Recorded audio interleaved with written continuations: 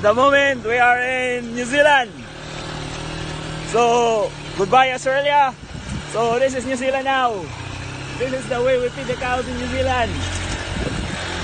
Just eat the grass and make it milk and money.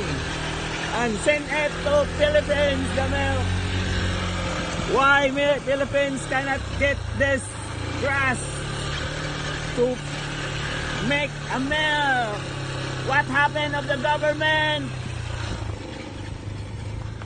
We are now again in New Zealand. Yeah, I just moved back to New Zealand. So this is the way we feed the cows in New Zealand. So this is the ryegrass. It's very beautiful. And look at the maize. So that's the maize silage.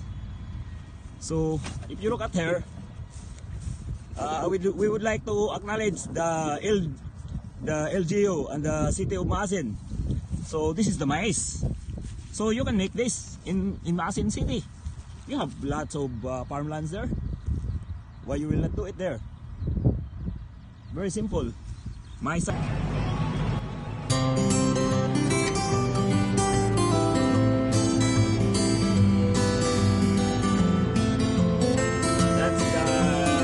Farming, eating grass and eating maize silage. Now I will feed out. So this is the way New Zealand manage the cows in the autumn time. So 2 hectares of grass and 18-ton dry matter of maize silage for 24 hours of grass, and maize is like every 12 hours 18 ton 1800 kilograms or 1/8 kilogram dry matter. So I will feed out now the maize.